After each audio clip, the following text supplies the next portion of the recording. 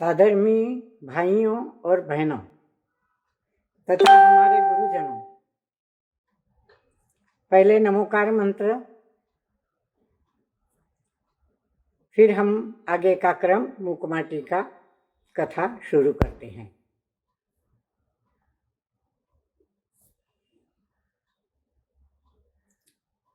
नमो अरहंतां, नमो सिद्धाणं, नमो आयर्याणं, नमो अध्यायानं, नमो लोय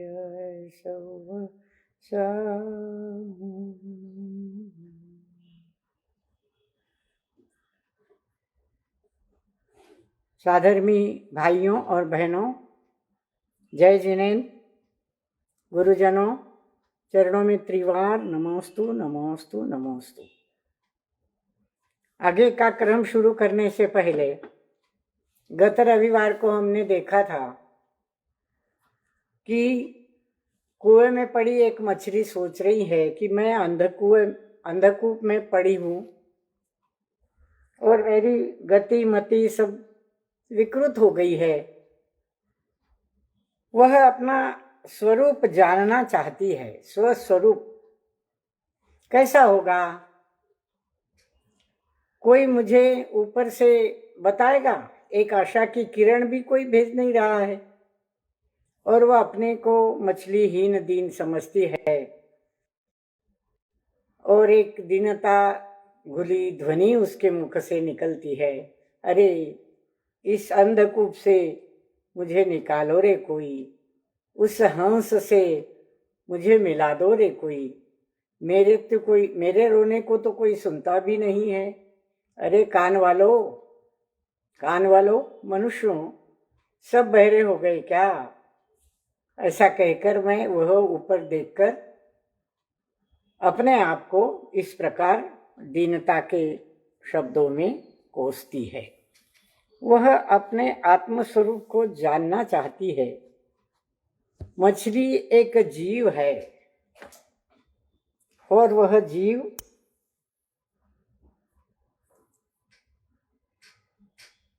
सोच रहा है, किस लिए कि वह कुएं में पड़ी हुई है और अंधकूप में पड़ी हुई है। जैसे मेंढक होता है कुएं का, उसको ऐसा लगता है ये कुआं जितना ही मेरा जीवन है, इसके बाहर की बातें उसे कुछ पता ही नहीं होती। तो उस कुएं में रहकर वे अपने आप को सुख में है ऐसा सोचते हैं ये जलचर जीव। तो अंधकूप में ये उदाहरण आचार्य ऋषि ने क्यों दिया है कि संसार रूपी कूप में भी अनेक जीव कुएं के मेंढक के भांति जीवन बिता रहे हैं और उनको रोने वाला, उनको सुनने वाला भी कोई नहीं है। तो मछली जैसे जलचरों को, जल जीवों को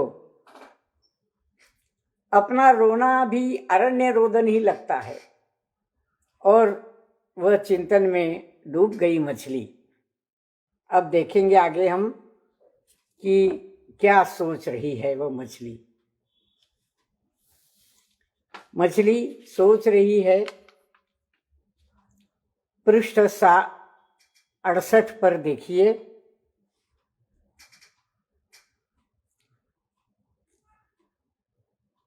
सारहीन विकल्पों से जीने की आशा को विष ही मिल जाता है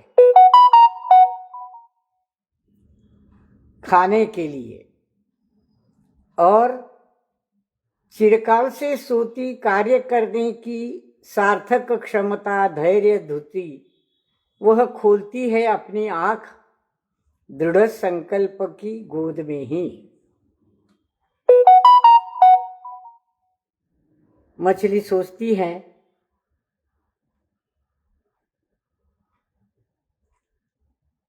सागर ऐकायला येते का?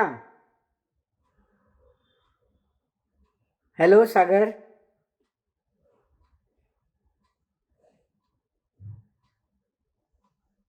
मछली सोच रही है कि ये कुएं का जीवन एक मेंढक की भांति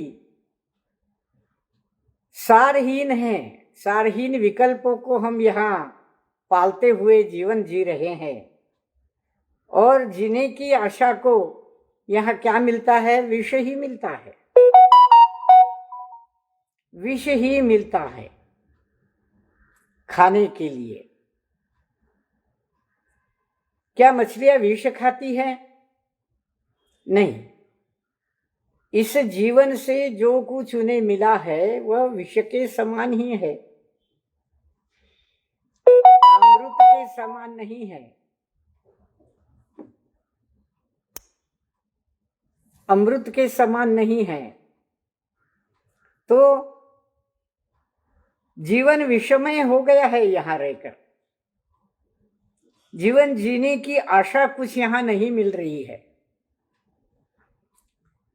और ऐसा सारहीन जीवन जीने से लाभ भी क्या है? अगर इस सारहीन जीवन से मुक्ति पानी हो, जंजाल से मुक्ति पानी हो, तो कुछ करना होगा। यह विषमय जीवन का जीना कोई जीना थोड़ी है। जीवन के विकास के लिए, उन्नति के लिए, आगे बढ़ने के लिए, जीवन का कल्याण करने के लिए जो मिला है यह भव, इस भव का अधिकाधिक उपयोग कर हमारा जीवन एक निमित्त बने। यह भव, यह जन्म एक निमित्त बने। इस संसार कूप में रहकर प्रत्येक जीव एक विषमय जीवन जीता है। उसे अमृत चाहिए जीने के लिए, अपना जीवन सार्थक बनाने के लिए। अमृत, ऐसा अमृत जो उनका जीवन अमर कर दे, ऐसा अमरत्व उन्हें मिल जाए। और जहां अमरत्व नहीं मिलता वहां विषमय जीवन मिल जाता है। तो मछली सोचती है कि विष ही मिल जाता है खाने के लिए, और वह उसके मन में जो चिरकाल से कार्य करने की सार्थक क्षमता, धैर्य, धृति, वह अपनी आंख खोलती है। मतलब उसके विचारों में, उसके विकल्पों में, उसके चिंतन में एक धैर्य का प्रवेश हो जाता है। आंख खोलती है मतलब धैर्य का प्रवेश हो जाता है। तो धैर्य उसमें आ गया, और वो धैर्य आने से क्या हुआ? दृढ़ संकल्प की गोद में ही वह धैर्य अपनी आंख खोल रहा है।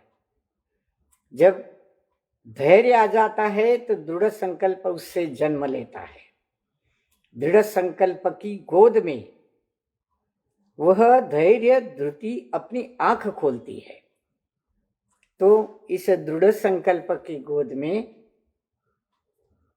वह धैर्य, धृति, साहस उसके मन में निकल आता है। बस इसका परिणाम क्या हुआ देखते हैं। बस कृत संकल्पिता हुई मछली ऊपर भू पर आने को तत्पर है।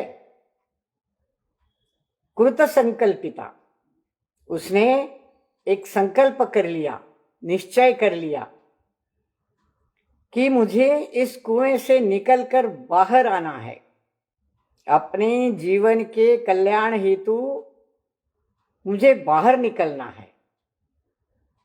अब सवाल यह है कि मछली अगर बाहर निकलेगी तो जिएगी क्या? क्योंकि बिना जल के तो वो जी नहीं सकती। वैसे संसारी प्राणियों को जीवन जीने के लिए बहुत कुछ चाहिए। मकान चाहिए, कपड़ा चाहिए, अन्न चाहिए, परिवार चाहिए, व्यवसाय चाहिए, सब कुछ चाहिए होता है। चाहे आप अध्यात्म की भाषा में हम उसे परिग्रह क्यों न कहें, पर यह सब कुछ चाहिए होता है।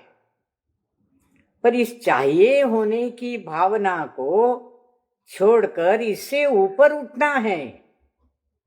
उसके लिए कृतसंकल्प होना है। इसके लिए कृत संकल्प होना है। तो वह मछली सोचती है कि सारहीन विकल्प में जीने का मतलब क्या है? इस जीने में तो कोई आशा ही नहीं है, सारा विष ही विष भरा है और बार बार जन्म मरण करना पड़ता है। तो कुछ दृढ़ संकल्प करना चाहिए कि जीवन का हमारा उद्धार कैसे हो, हमारा विकास कैसे हो। और वह कृत संकल्पता हुई मछली ऊपर ऊपर आने को तत्पर हो गई। नश्वर प्राणों की आस भाग चली, ईश्वर प्राणों की प्यास जाग चली मछली के घट में। मछली के घट में, मछली के शरीर में, उसके मन में नश्वर प्राणों की आस भाग चली कि यह जो जल का जीवन है यह नश्वर जीवन है, नाशवान है। इसकी आस करने में कोई मतलब नहीं है। उसको उसने भगा दिया, नश्वर जीवन की आस को भगा दिया। जो नाशवान जीवन है उसको अपने मन से निकाल दिया। उस जीवन की कोई आस अब उसके मन में नहीं बची और ईश्वर प्राणों की प्यास जगी। ईश्वर प्राणों की प्यास जगी। ईश्वर प्राण क्या है और उसकी प्यास क्या है? मछली के जीव में ईश्वर बनने की चाह, प्यास जगी है। ईश्वर बनना है उसे, परमात्मा बनना है उसे इस जीव का कल्याण करना है और परमात्मा बनकर उसे अपना उद्धार करना है, उसे मोक्ष पाना है। और मोक्ष में उसकी प्रत्येक सांस या कहिए प्रत्येक पर्याय सुख संवेदन से, आनंद से घुली होती है। तो ऐसा ईश्वरत्व, जैसे अन्य मत वाले ईश्वर को मानते हैं कि ईश्वर ये से सारा संसार का निर्माण करता है, वही हमारे कर्मों का लेखा जोखा रखता है और जैसा कर्म हो वैसी सजा देता है वगैरह वगैरह। ऐसा ईश्वरत्व नहीं। हमारे दार्शनिक मतों में, जैन दर्शन में ईश्वर का मतलब परमात्मा है। और कौन सा परमात्मा? जो शुद्ध परमात्मा है, विकल्प रहित, निर्विकल्प द्रव्य है। और उस द्रव्य की धारा में ध्रुवता परिणमित होती है, बह रही है। जैसे समय प्रति समय ध्रुवता का वहन हो रहा है, प्रवाहित हो रही है ध्रुवता। ऐसा परमात्मा तत्व उसे पाना है और इस ईश्वर प्राणों की प्यास उसमें जगी है।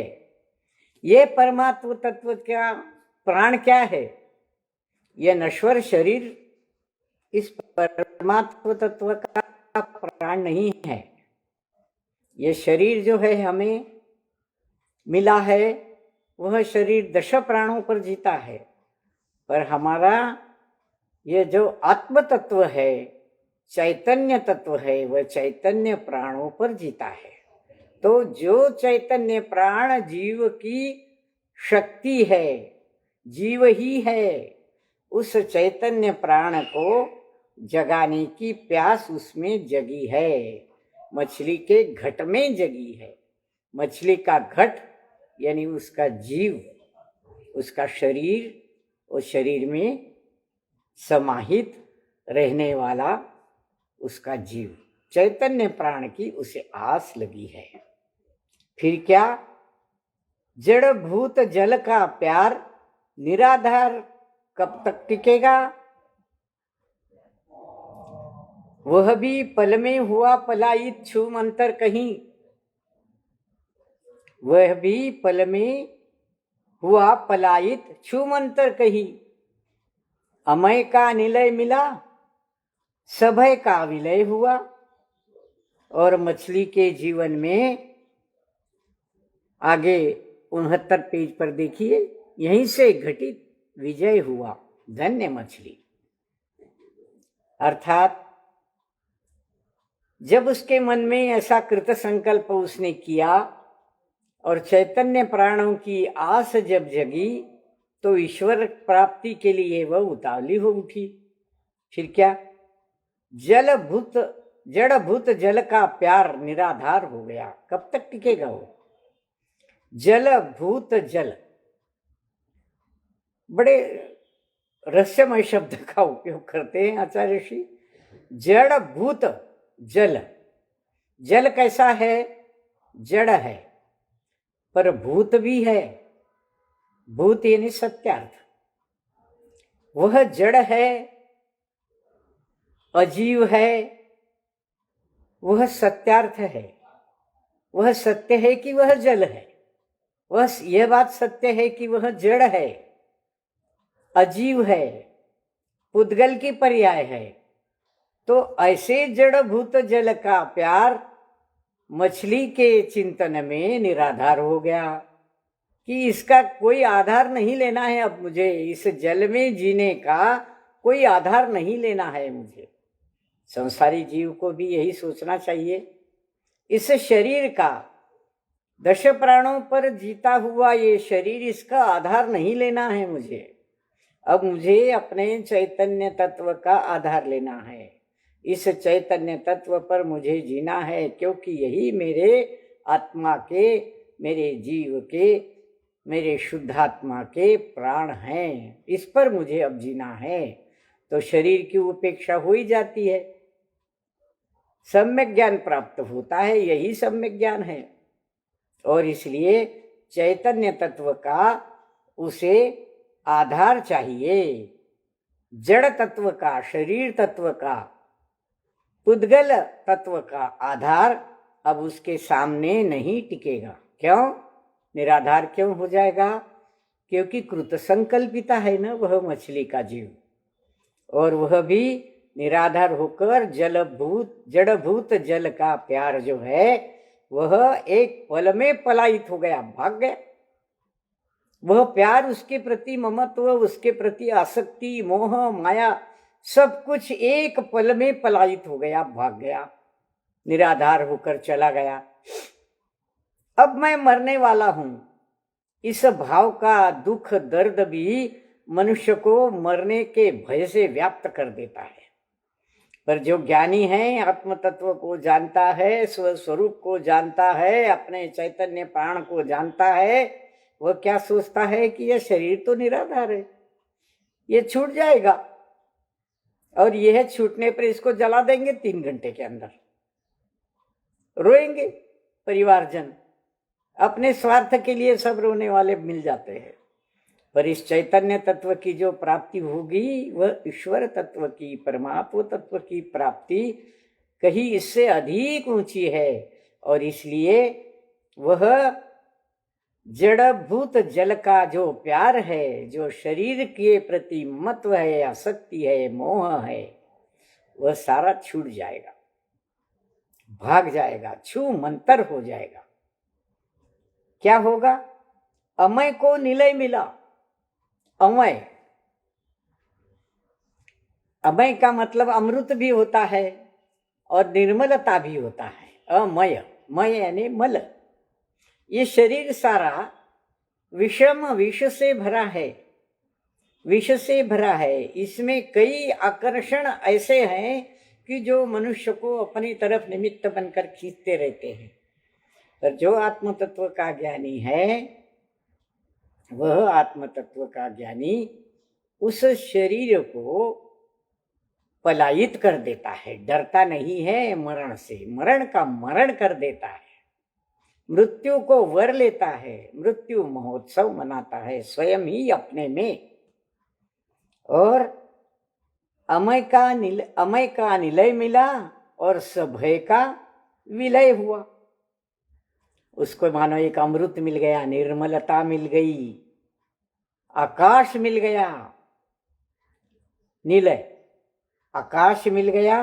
और जो भय था मन में कि ऊपर जाने पर बिना जल के कैसे जिएंगे, यह भय भी, इस भय का भी विलय हो गया, निराधार हो गया मछली के जीवन में। और यहीं से विजय हुआ। किसका विजय हुआ? मछली के कृत संकल्प का विजय हुआ। मतलब मछली अब ऊपर आने को तत्पर हो गई। धन्य है वो मछली जिसका जीवन ऐसा, जिसका चिंतन ऐसा, जो जल के बिना रह नहीं सकती, उस जल को भी उपेक्षित करके ऊपर आना चाहती है। तो उस मछली के जीव की, मानो उसके कृत संकल्प की एक प्रकार से विजय हुई। धन्य है ऐसे जीव, धन्य है ऐसे मछली का जीव। आगे चलते हैं पृष्ठ 69 पर। देखिए, अब प्रासंगिक कार्य आगे बढ़ता है, कथा चल रही आगे। अब अंग अंग संस्कारित थे, सो संयम की शिक्षा का संस्कार प्राप्त था जिन्हें, वे दोनों हाथ शिल्पी के संयत हो उठे तुरंत। तब वह शिल्पी रस्सी से बांध बाल्टी को धीमी गति से नीचे उतारता है कूप में, जिससे कि मछली आदि नाना जलचर जीवों को घात टल सके और अपने आत्म तत्व को यहाँ और वहाँ, अब और तब, कर्म और कर्मफल सो ना छल सके। बड़ा सुंदर छंद है। इस छंद में बताया गया है, आचार्य श्री बताते हैं कि कैसा है ये शिल्पी, ये कुंभकार कैसा है। इसका अंग अंग संस्कारित है, अंग अंग संस्कारित है। यहाँ अंग से मतलब केवल शरीर से नहीं है, उसके विचार से, उसके चिंतन से, वह संस्कारों से भरा है। सो संयम की शिक्षा का संस्कार उसे प्राप्त हुआ है। तो वह संयम की शिक्षा को उसने प्राप्त कर लिया है, इसलिए वह अपना हर कार्य, इस संसार में रहते हुए भी अपना हर कार्य संयम के साथ ही करता है। हर कार्य में सोचता रहता है कि हमें जो करना है संयम से करना है। तो संयम के संस्कार के कारण शिल्पी के दोनों हाथ संयत हो उठे तुरंत। हाथ में भी संयम भरा है। अब वो क्या करता है? रस्सी से बांधकर बाल्टी को नीचे छोड़ता है, कूप में छोड़ता है धीमी गति से।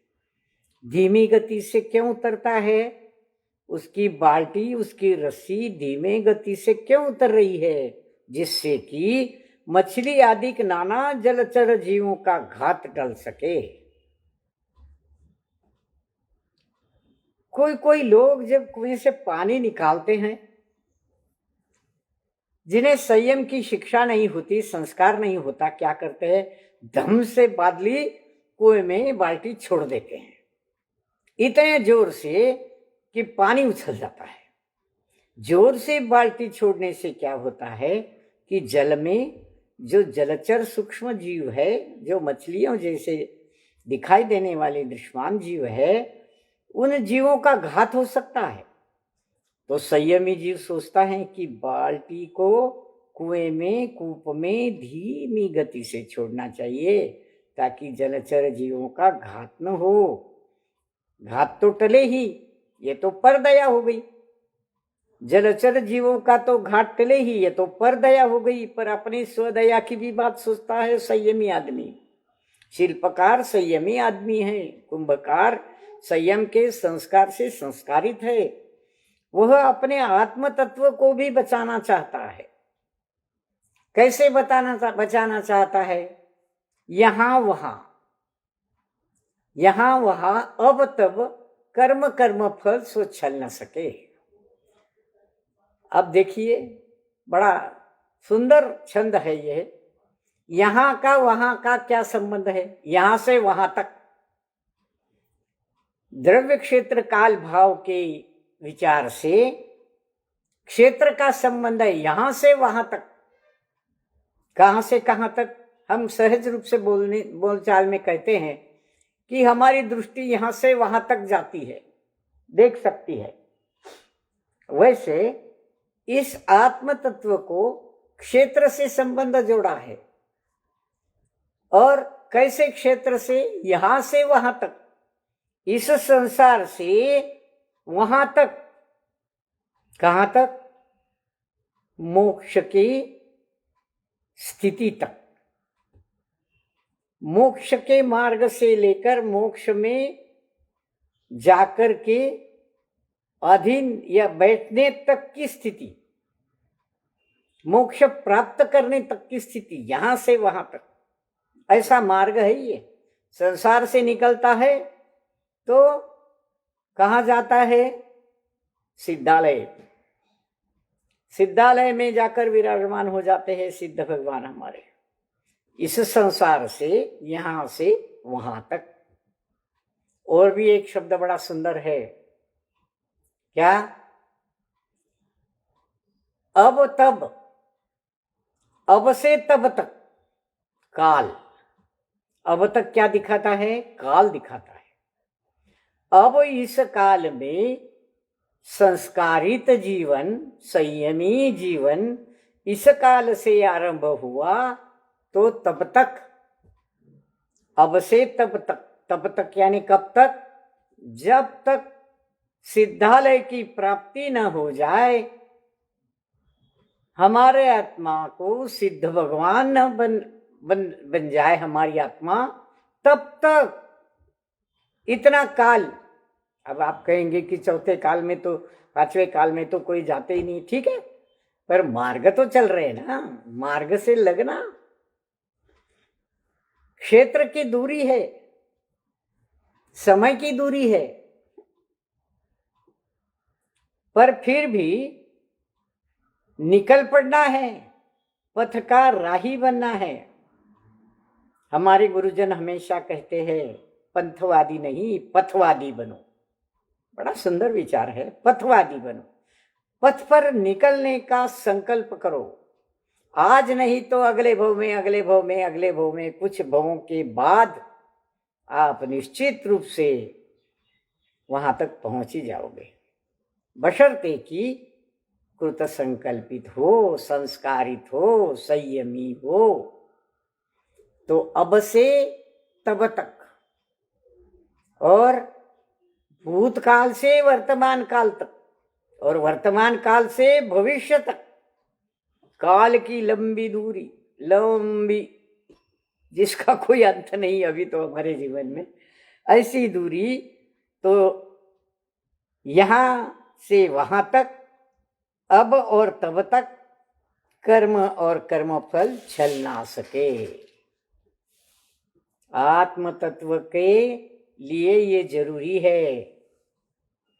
अगर संकल्प करते हैं, संयम की राह लेते हैं, उसके लिए कृत संकल्प होते हैं और राह पर निकल चल पड़ते हैं, तो हमारा पाथेय क्या होगा और हमें उसका परिणाम क्या मिलेगा? ये कर्म हमको छलेंगे नहीं, क्योंकि संयम की राह पर चलने पर हमारे कर्म ऐसे गल जाते हैं जैसे बर्फ की डली थोड़ी सी उष्णता लगते ही डल जाती है। फिर ध्यान का विषय, साधक ध्यान में अपने कर्मों को काट देता है, निकाल फेंकता है, और कर्म निकल जाने से कर्म छलते नहीं है। और इसलिए आचार्य श्री ने यह समझाया है कि यहां से वहां तक, संसार से सिद्धालय तक, अब और तब, इस काल से उस काल तक। अब ये पंचम काल चल रहा है, तो आगे के काल में हम कभी न कभी तो पहुंच जाएंगे।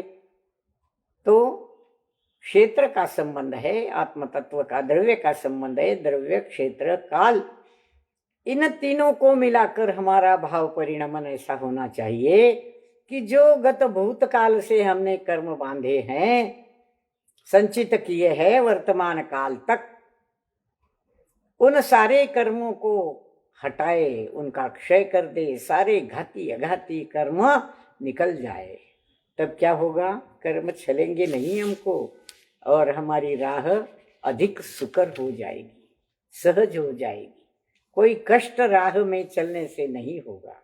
जैसे पहले पैदल लोग एक गांव से दूसरे गांव जाते थे, तो जिनको राह के कष्ट की अनुभूति होती है वो छाता साथ में लेते हैं, कोई ओढ़ लेते हैं कि धूप न लगे, कहीं छाव छाव से चलते हैं, कोई परवाह नहीं करते। चले, धूप धूप की है, चलना है। तो यहां से वहां तक, भूतकाल से वर्तमान को लेकर आगे के भविष्य तक इस राही को चलते रहना है अपने पथ पर। तो इस प्रकार दोनों हाथ उसके संकल्पित होकर धीरे धीरे कुंभकार बाल्टी को जल में छोड़ता है। इस पर आचार्य श्री का जो चिंतन है बहुत सूक्ष्म है।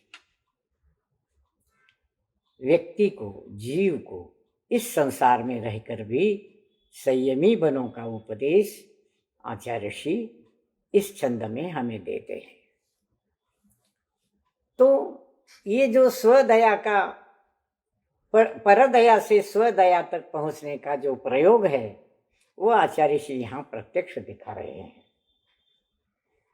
तो लो आगे चलते हैं 70वें पेज पर।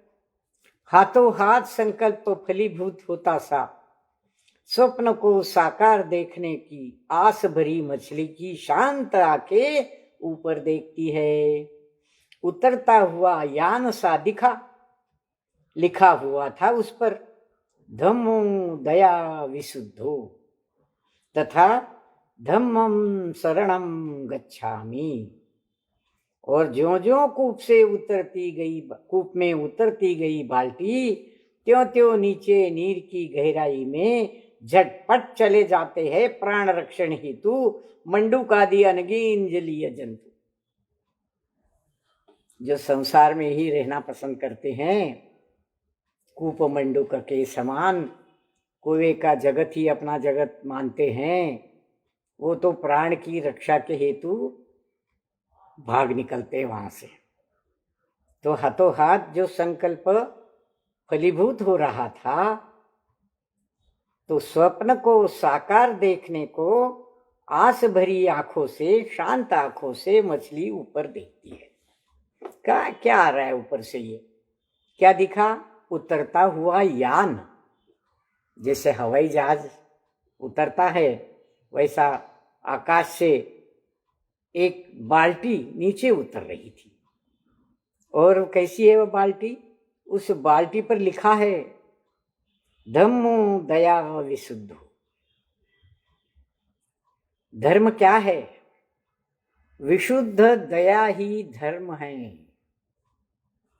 विशुद्ध दया, केवल दया नहीं कहा, विशुद्ध दया। दया के बारे में पहले भी बहुत चर्चा की है हमने एक संदर्भ में। स्वपर दया, जो परपर दया है वह परपर दया तो है ही, पर वही दया हमारे स्व के बारे में भी जब सोचती है तो वह स्वपर दया है, वही विशुद्ध दया है। जो स्वपर हित कर हो ऐसी दया।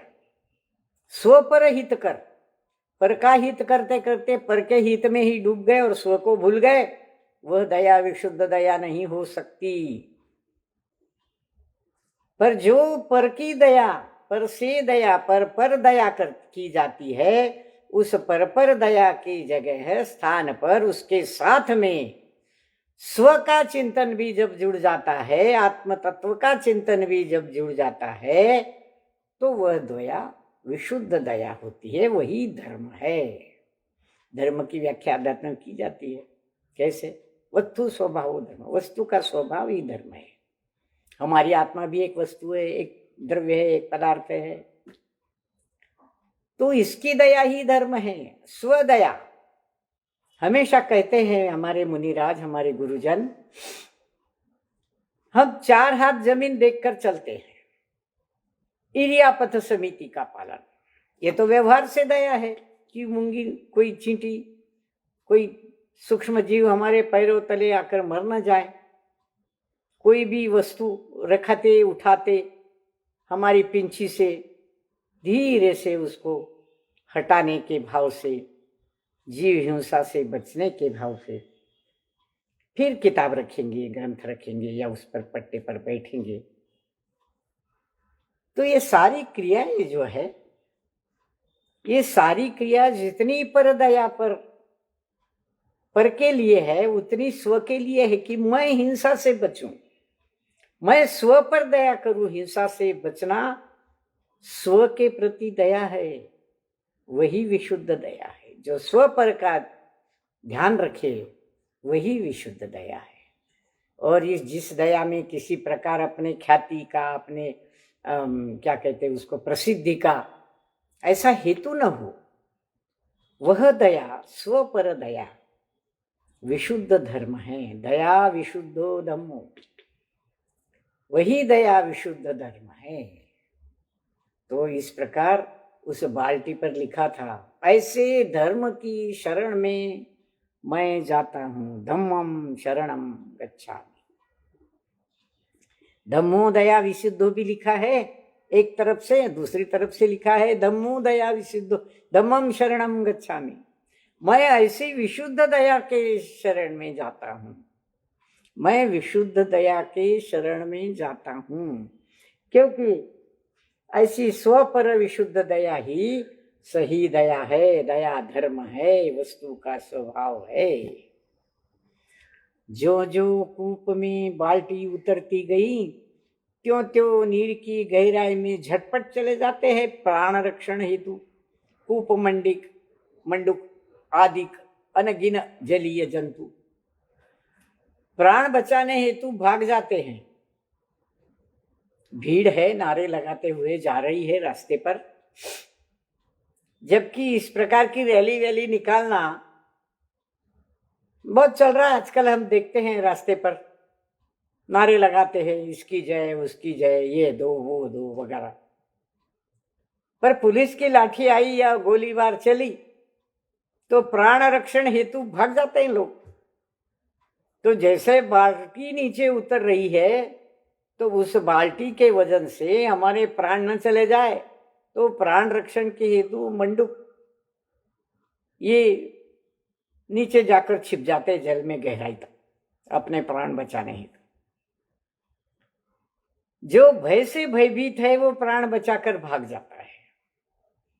भय से जो भयभीत है वो अपने प्राणों की रक्षा करने हेतु भाग जाता है, अपना जीव बचाते हुए खुशी मनाता है, आनंद मनाता है, सुख मनाता है। तो ये सारे जलीय जंतु प्राण रक्षण हेतु नील की गहराई में जाकर छिप गए।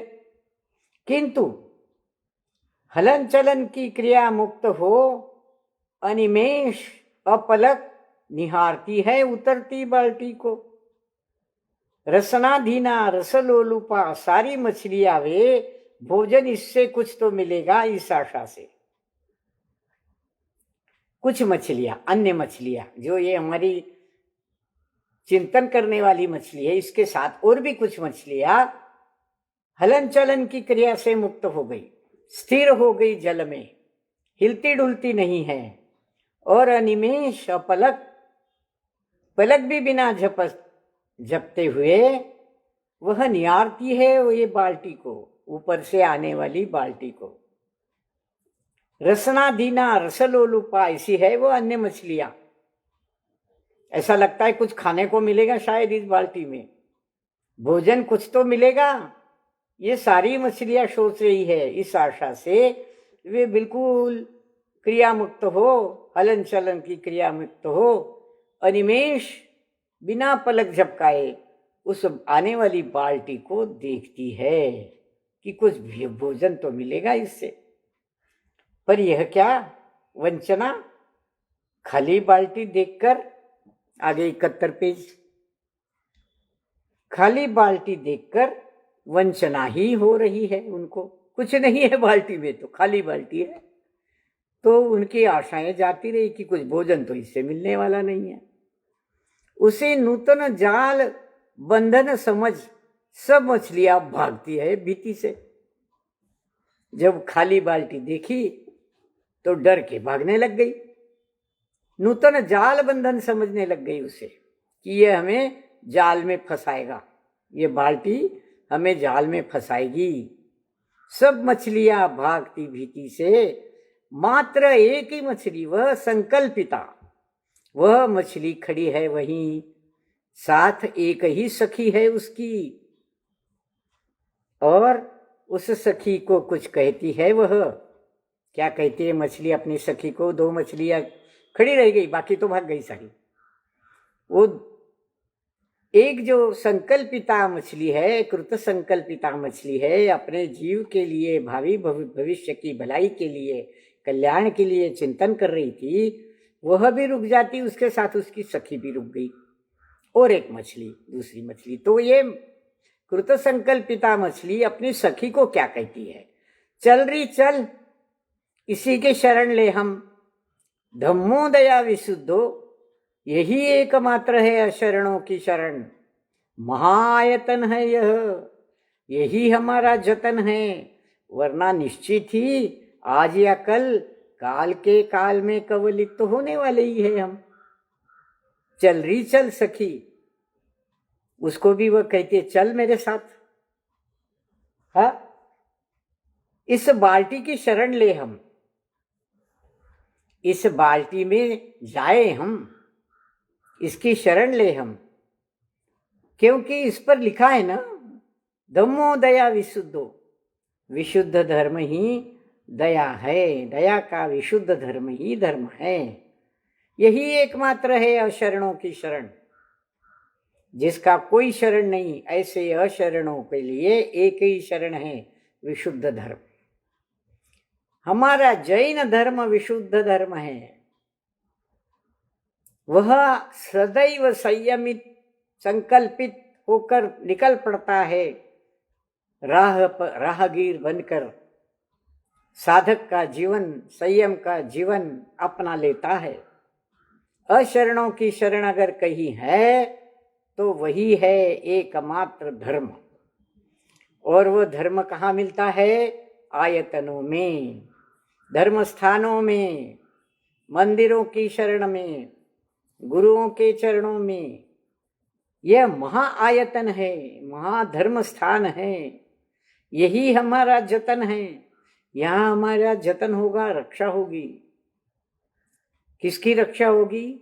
शरीर की नहीं, शरीर तो कभी न कभी मरना ही है, वरना निश्चित ही आज या कल काल के गाल में कवलित होंगे हम। ये काल का गाल हमें खा जाएगा, हमारा ग्रास बना लेगा, कवलित हो कर लेगा हमें। कवल ग्रास, काल का गाल हमें खा जाएगा, ग्रास बना लेगा।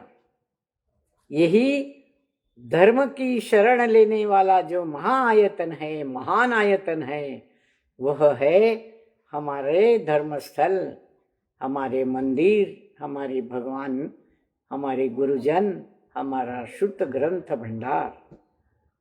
इन्हीं की चरणों में, इन्हीं की छाया में, सच्चे देव शास्त्र एक शब्द में अगर कहा जाए तो ये महाआयतन है। इनकी चरणों की छाया में ही हम निश्चित रूप से अपना जीवन, अपना भावी जीवन, अपने जीव का जतन कर सकते हैं। नहीं तो एक दिन तो मरना ही, आज न कल। समझाती है वो अपनी सखी को, चल रही चल, चल मेरे साथ तू भी, मैं आत्मकल्याण करना चाहती हूँ, तू भी चल मेरे साथ। इस प्रकार समझाती है। आगे कहती है, क्या पता नहीं तुझको, छोटी को बड़ी मछली साबुत निकलती है यहाँ, छोटी को बड़ी मछली साबुत निकलती है यहाँ। और सहधर्मी सजाति में ही वैर वैमनस्य का भाव परस्पर देखा जाता है। श्वान श्वान को देखकर हो नाखूने से धरती को खोदता हुआ गुर्राता है बुरी तरह। उसको उपदेश देती है कि यहाँ रहकर भी क्या लाभ होने वाला है, कौन सा है, पता नहीं क्या तुझको? अरे यहाँ छोटी मछली को बड़ी मछली साबुत निगल जाती है, बड़ी मछली छोटी मछलियों को खा जाती है। कितना सुंदर उदाहरण है। संसार में भी देखिए, बड़े लोग रहते हैं, अमीर लोग रहते हैं, वे गरीबों को लूटते हैं, उनसे काम कराते हैं, उनको निगल जाते हैं। मतलब निगल जाना, उनको खा लेना नहीं। यहाँ संसार में रहते हुए ऐसे कुछ लोग होते हैं, दुष्ट लोग होते हैं, वे गरीबों को छलते हैं, उनका जीवन समाप्त कर देते हैं, बर्बाद कर देते हैं। यहाँ बड़ी मछली छोटी मछली को साबुत पूरी की पूरी निगल जाती है। और सहधर्मी सजाति में भी वैर वैमनस्य का भाव परस्पर देखा जाता है। सजाति अपने जात वाले, व्यवहार से हम समझते हैं हम फला फला वाल है, हम खंडेल वाल है, हम सैतवाल है, हम बगैर वाल है, हम पोर वाल है, वगैरह वगैरह। कितनी जातियां। ये सब जातियां असल में व्यवहार से हम भले ही कहें, साधर्मी कहे एक दूसरे को, वो भी अपनी जाति है। हम जैन, तुम भी जैन, साधर्मी, वो भी अपनी जाति हो गई एक, हम जैन धर्म के हैं, ये भी एक जाति हो गई। सारी व्यवहार से है ये जातियां। असल में जातियां तो चार ही है, नारकी, तिर्यंश, मनुष्य और देव, ये चार जातियां हैं। तो साधर्मी जाति मनुष्य, मनुष्य की जाति, नारकी जाति, साधर्मी, नारकी, नारकी सारे, उनके भेद उपभेद वगैरह, देवों के भी भेद उपभेद, ये साधर्मी हो गए सारे। तो साधर्मी सारे परस्पर आपस में अपने सजाति में, सहधर्मी सजाति में वैर वैमनस्य ही पालते हैं, एक दूसरे को नीचा दिखाते हैं। हम बड़े, तुम छोटे, हम ज्ञानी, तुम अज्ञानी, हम बुद्धिमान, तुम निर्बुद्ध, वगैरह वगैरह। कई प्रकार से दूसरों को तुच्छता के भाव से देखना, वैर वैमनस्य पालना, ये साधर्मियों में भी देखा जाता है, सहधर्मी सजाति में भी देखा जाता है। ये चार सजातियों में भी, और व्यवहार से जो ये भिन्न भिन्न प्रकार की जातियां हैं, उनमें भी दूसरे को हल्के समझना, तुच्छ समझना। फलाने फलाने जाति के लोग, फलाने फला फला जाति के लोगों से रोटी बेटी व्यवहार नहीं करते, ये नहीं करते, संबंध नहीं रखते। हम वो है, अपने जाति के प्रति गर्व का अनुभव करते हैं, घमंड का अनुभव करते हैं, जबकि हम सारे मनुष्य हैं, ये भूल जाते हैं। हम सारे जीव हैं, एको जाति। भगवान महावीर ने कहा था, एक ही जाति है जीव, सब जीव एक जाति के हैं। तो इस प्रकार ये मछली अपनी सखी को समझाती है, क्या पता नहीं तुझे, अरे यहाँ भी कौन सा सुख है। श्वान श्वान को देखकर नाखूनों से धरती को कुरेदता है और गुर्राता है अपने ही श्वान जाति पर, बुरी तरह गुर्राता है। यानी श्वान भी श्वान को पसंद नहीं करता। तो जब आगे का प्रश्न देखिए 72, जब इस पर उसकी सखी बोलती है, अब इस पर उसकी सखी बोलती है, कदाचित बात सच है तुम्हारी, परंतु हमारे भक्षण से अपनी ही जाति यदि पुष्ट संतुष्ट होती है तो वह इष्ट है ना, क्योंकि अंत समय में अपनी ही जाति काम आती है और शेष बाकी जातियां तो दर्शक रहते हैं दार्शनिक बनकर। और विजाति का क्या विश्वास, आज श्वास श्वास पर विश्वास का श्वास घूटता सा देखा जा रहा है प्रत्यक्ष। और सुनो, बाहरी लिखावट सी भीतरी लिखावट, माल मिल जाए फिर कहना ही क्या। यहाँ तो मुख में राम और बगल में छुरी बगुलाई चलती है। ये उस सखी मछली के अनुभव बता रहे हैं। सखी मछली उस कृत संकल्पिता मछली को कहती है, कि तुम कहती तो ठीक हो, परंतु दिखाई ऐसा देता है भाई कि हमारे भक्षण से हमारी जाति पुष्ट संतुष्ट अगर होती है तो इसमें क्या बुराई है? तो इष्ट ही है ना, अच्छा ही है वो तो। क्योंकि अंतिम समय में जरूरत पड़ने पर हमारी ही जाति हमारे काम आती है, और बाकी जातियां तो दर्शक बनकर देखते रहते हैं, जैनी जैनों के काम आएंगे, कोई दूसरे जाति वाले काम नहीं आएंगे, वो तो दर्शक बनकर देखेंगे।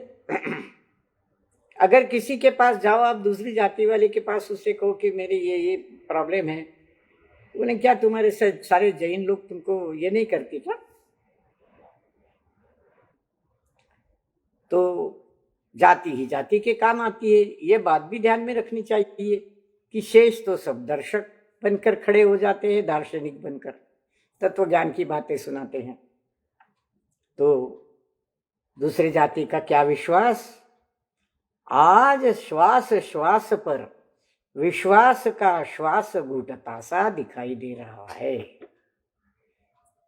कितने श्वास, श्वास श्वास पर इस मनुष्य जाति के श्वास श्वास पर, प्रत्येक श्वास पर विश्वास का श्वास घुटता सा दिखाई दे रहा है।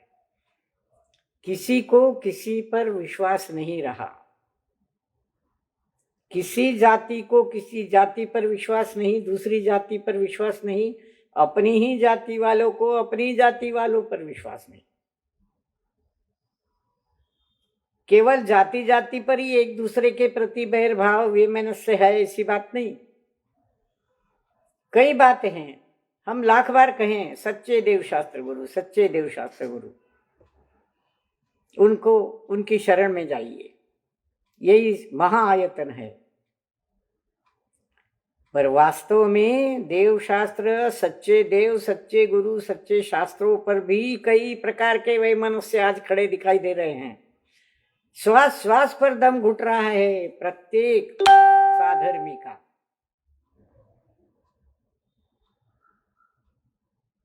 प्रत्येक साधर्मी का श्वास श्वास पर दम घुट रहा है। क्यों? किसी का विश्वास करने योग्य कोई रहा ही नहीं दुनिया में। हर एक दूसरे का विश्वास घात करते हैं। गुरु गुरुओं में चल रहा है, शास्त्रों शास्त्रों में लड़ाइयाँ हो रही है। ये तत्व, ये सूत्र, इसका अर्थ ऐसा नहीं, ऐसा है, ये तुम गलत कर रहे हो, हम सही है। श्वास श्वास पर श्वास घुटता सा, विश्वास का श्वास घुटता सा है। किसी को किसी पर विश्वास नहीं रहा, ऐसी परिस्थितियां इस काल में हमें दिखाई देती। अब आप कहेंगे पंचम काल है, ऐसा ही चलने वाला है। काल को क्यों दोष देते हो? हम बिगड़ रहे हैं, दोष काल को दे रहे हैं। हम बिगड़ रहे हैं तो देखा जा रहा है प्रत्यक्ष।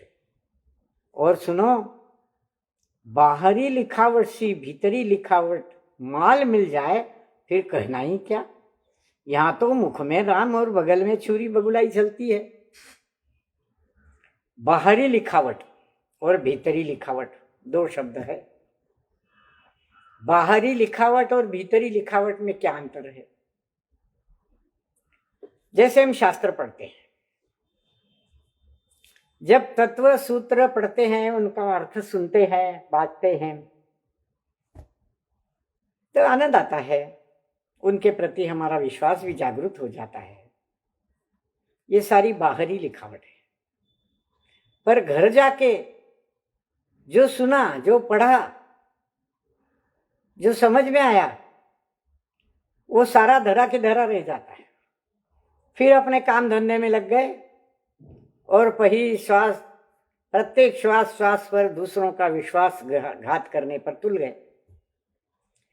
तो बाहरी लिखावट और भीतरी लिखावट में अंतर है। जब भीतरी लिखावट को हम देखेंगे तो हमारी बाहरी लिखावट भी उस भीतरी लिखावट के अनुसार अपना पथ आक्रमित करेगी, अपना पथ चलेगी। जब भीतरी लिखावट हम देखेंगे ही नहीं, समझेंगे ही नहीं, उसके प्रति महायतन समझकर शरण में जाएंगे ही नहीं, सच्चे देवशास्त्र गुरु की पहचान ही नहीं करेंगे, तो ये बाहरी दिखावा, बाहरी लिखावट, बाहरी ज्ञान सब धरा की धरा रह जाएगा। तो कैसा है ये? मुख में राम और बगल में छुरी। मुंह से तो बड़ी बड़ी बातें, बड़े बड़े सूत्र, बड़े बड़े शास्त्र, बड़ा बड़ा तत्व ज्ञान, ये सार वो सार वो सार सब पढ़ेंगे, उसकी वासना करेंगे, पर व्यवहार में उसमें से कोई एक बात भी उतर जाए तो भला हो उनका, उतर जाए तो भला हो उनका। तो इस प्रकार ये सारी बगुलाई है। बगुलाई, बकत ध्यान क्या करता है? पानी में एक पैर पर खड़ा हो जाता है आंखें बंद करके, जब कोई मछली पास से जाती है तो झट से आंखें खोल के उसको दबोच लेता है। तो ये बगुलाई है, ये बगुले की रीति है। तो इस प्रकार वो मछली की सहेली कहती है, दया का कथन निरा है और दया का वतन निरा है। दया की बड़ी बड़ी बातें करना अलग बात है, पर जो दया का सही वतन है, सही क्षेत्र है, सही काल है, सही भाव है, वह अलग चीज है।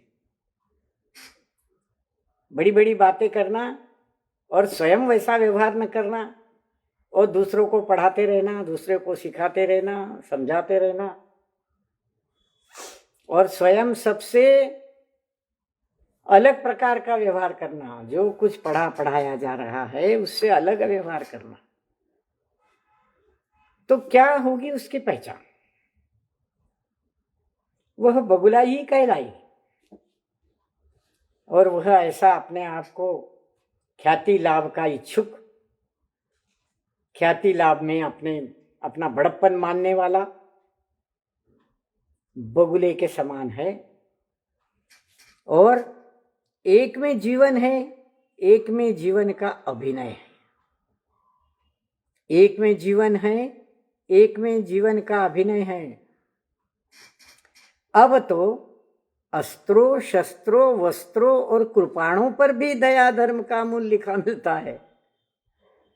अस्त्रों, शस्त्रों, वस्त्रों पर भी और कृपाणों पर भी दया धर्म का मूल लिखा मिलता है, किंतु कृपाण कृपालु नहीं है। वे स्वयं कहते हैं, हम है कृपाण, हम में कृपा न कृपाण। अब देखिए दो बातें हैं यहाँ। एक तो मुख में राम और बगल में छुरी वाली बात है, भीतर से कुछ बाहर से कुछ। जो भीतर है वह बाहर चला नहीं, केवल दिखावे की चीज रह गई। परंतु एक में जीवन है, भीतर की लिखावट में जीवन है, एक में जीवन का अभिनय है, बाहर की लिखावट में जीवन का अभिनय है। और अभिनय क्या होता है? जैसे रंगमंच पर जो नट लोग होते हैं वे राजा का वेश धारण कर लेते हैं और राजा की भूमिका में आ जाते हैं, वैसा ही बोलते हैं, वैसा ही व्यवहार करते हैं, वैसा ही भाषण देते हैं। ये सारा अभिनय है। जब नाटक खत्म, अभिनय खत्म। जीवन कहाँ है? जीवन भीतरी लिखावट में है। अपने आत्मा का स्वरूप को समझने में, जानने में, अनुभव करने में सही जीवन है। वह भीतर की लिखावट ही सही जीवन है। एक में जीवन है तो दूसरे में जीवन का अभिनय है। अब तो अस्त्रों, शस्त्रों, वस्त्रों पर और कृपाणों पर भी दया धर्म का मूल लिखा मिलता है। ये तो बड़ी हास्य व्यंग्य वाली बात हो गई। हंसते हंसते व्यंग्य निकल आया इसमें से। अस्त्रों, शस्त्रों, वस्त्रों और कृपाणों पर भी दया धर्म का मूल लिखा होता है। जैसा सिगारेट के पैकेट पर लिखा होता है, सिगारेट पीना क्या कहते हैं, इसको आमंत्रण देना है रोग को, कर्क रोग। या शराब पीना कर्क रोग को आमंत्रण देना या तंबाकू खाना, गुटखा खाना रोगों को आमंत्रण देता है। लिखा होता है। इसका मतलब क्या है कि मत खाओ, मत पियो, मत सेवन करो। पर सेवन करने के लिए उसका एडवर्टाइजमेंट दिया जाता है टीवी पर, पुस्तकों पर, उस वस्तुओं पर, उन वस्तुओं पर। ये तो उल्टी रीत हो गई। उस पर अस्त्रो शस्त्रो वस्त्रो, अस्त्र पर, शस्त्र पर, कपड़ों पर भी हे राम लिखा हुआ होता है। ऐसे देखे जाते हैं वस्त्र, उस पर हे राम लिखा। तो दया धर्म का मूल है, ऐसा इन अस्त्रों शस्त्रों वस्त्रों पर लिखा है, कृपाणों पर भी लिखा है। आजकल जो शत्रु सेना को समाप्त करने के लिए जो बड़े बड़े बम बनाए जा रहे हैं, उन पर भी लिखा होता है दया धर्म। कृपाण पर भी लिखा होता है। कृपाण सीख लो के छोटा सा कृपाण हमेशा अपने पास रखे, ऐसा उनका नियम है, धर्म नियम है। तो कृपण लटका हुआ उनकी कमर में मिलता है। तो कृपाण स्वयं कहते हैं, कृपाण कृपालु नहीं है, किस पर कृपा भी नहीं करता हो। अगर कोई उनके विरोध में बात करे, कृपाण के विरोध में कोई बात करे, तो कृपाण स्वयं कहते हैं हम किसी पर कृपा नहीं करते, क्योंकि शस्त्र है वो, तो एक वह शस्त्र है और उसके प्रयोग करने से किसी भी जीव का घात हो सकता है। हम है कृपाण, हम में कृपा नाम की चीज नहीं है। हम यहां रुकते हैं। कुछ भूल हो गई हो तो हमारे सुनने वाले साधर्मी भाई बंधु, हमारे गुरुजन क्षमा करें। अगले रविवार को फिर मिलेंगे। यहाँ हम समाप्त करते हैं। जावाणी के ज्ञान से सूझे लोकालोक, सो वाणी मस्तक नो सदा देत हो। जय जय।